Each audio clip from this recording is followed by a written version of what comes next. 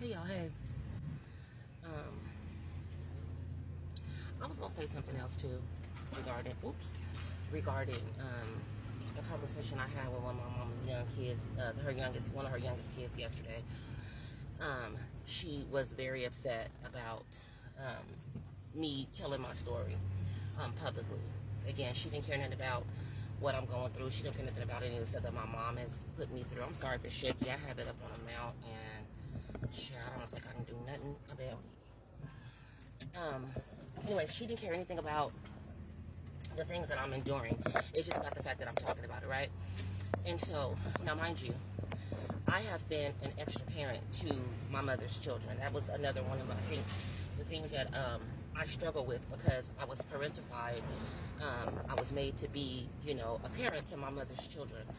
And so her being one of them, like, I was a 18-year-old teenage person, like freshly married, living on my own, and I would get on the little bus and go pick this little girl up, and it was like a bunch of different things that, like, out of nowhere, suddenly she tells me, just stuff that ain't even true. Oh, you haven't been there, and this and that, and whatever the case may be, right? Just anyway, so that's not about this. That's a story for another day. Another story for another day.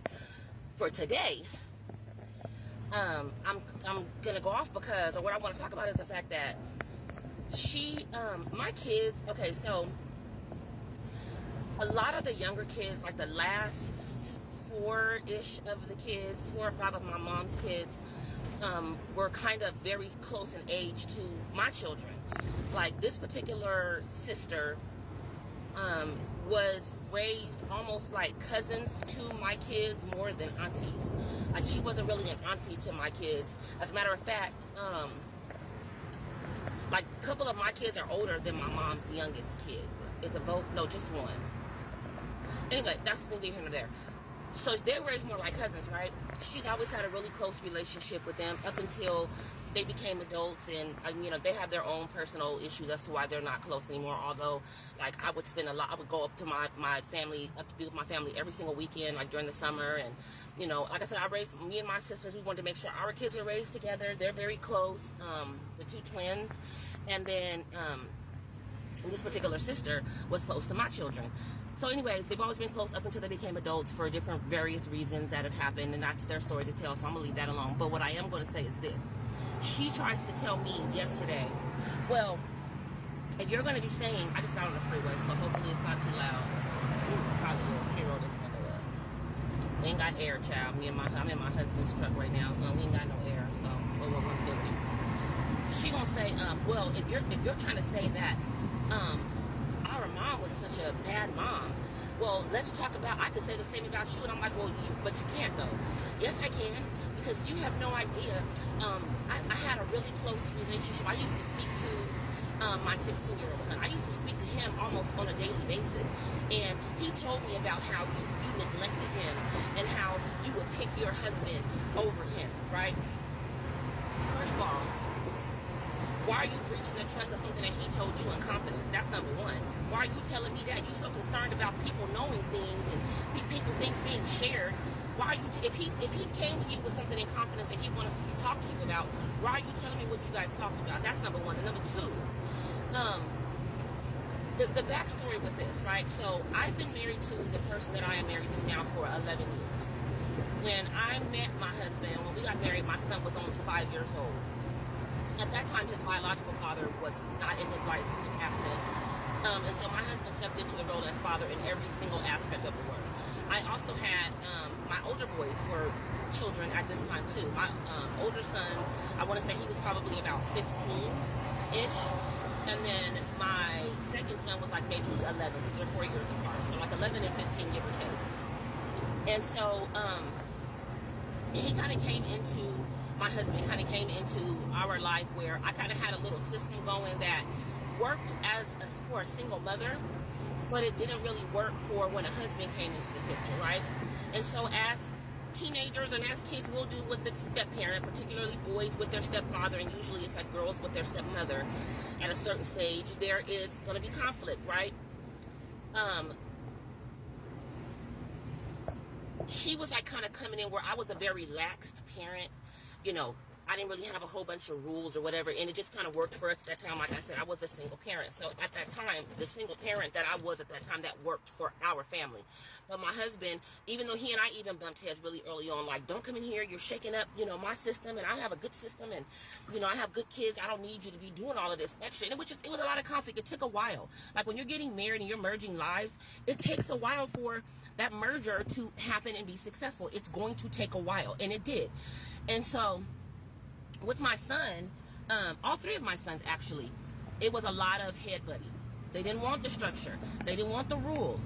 I have my older boys were like, because I was married to my older two sons' father. I have my dad. I don't need him telling me what to do. My son, there's another little relationship there, another backstory there between my son and my grandmother and her then husband. That also affected that relationship with my husband, and I'm not going to go into that because that's a whole different entity of this, but there was other things at play too that was kind of preventing that bonding from happening right away. It actually took a really long time. But anyway, so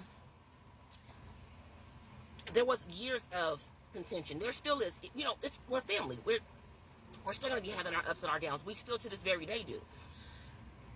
If my son is being disciplined, right, and then he goes and he vents to somebody, yeah, he's probably going to be like, this person is always on me, this person is mean, this person is this person is that, because you're being disciplined. Who wants to be disciplined, right? And so she's like, yeah, he was telling me all those times where, you know, you would just neglect him for your husband. First of all, what's funny is her use of the word neglect, right?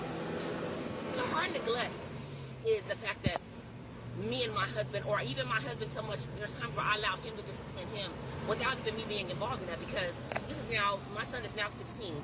We're talking a man-to-man, certain situations needed to happen that don't have anything to do with mom. Mom needs to take her hands off because mom tends to be, I'm a mom. You know, moms are a little bit more, we spoil our kids. We're a little bit more gentle with our kids. You know, we kind of overlook and turn our heads against things, whereas my husband was raised very strict. He doesn't overlook things.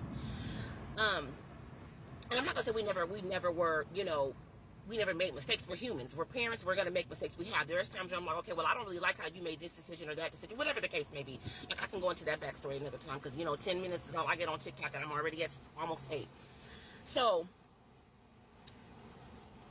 in times where my husband and him would have been in conflict for various reasons, typically it has to do with chores. He doesn't want to do chores, or, you know, teenage boy stuff. I don't want to, he's lazy. He's half-assed doing it. And so, again, conflict that they're having, he'll call, which is perfectly fine with me. I don't have any problems with this at all. He would call whomever he needs to call to vent to about his situation, if it's going to help him to feel heard and, you know, affirmed, and whatever the case may be. So she gonna say, oh, there's been times where you don't even know, like, he told me you were neglectful and you picked your husband. And so I kind of had to let this little heifer know, because what she fails to understand is we didn't grow up with fathers in our home. As a matter of fact, I was the father in our home, and I didn't have a father. I wasn't raised by my father. So you had a teenage girl. At one point, I wasn't even a teenager yet. You had a child parenting kids from a woman's standpoint, at that point, a little girl and a teenage girl standpoint, right? And we're trying to do the best we can with what we know. Yes, you're going to look at him being disciplined as, well, I don't even say you can look at it as neglect, because I don't see how disciplining your child is considered as neglect. But in her mind, having someone say, I'm going to let this person, I am going to allow my child to be disciplined, right, through this person, to her, that read as apparently neglect. And so I kind of had to start giving her scenarios of situations where it's like, yeah, okay, you heard about the discipline, but did you hear about what happened that caused the discipline? There's a lot of things that my son, he has been, I'm not even going to sit up and act like he has not been a troubled child. He has been. I think at some point in life, I feel like everybody kind of goes through these moments of troubled youthness. And I'm not going to tell my son's story, because, like I said, that's his story to tell. But there were a lot of things that had us concerned for his safety, with regards to some of the choices and decisions he was making. Oh, shoot, we're at 10 minutes. I'm going to have to start again. Sorry, part 2 is going to have to be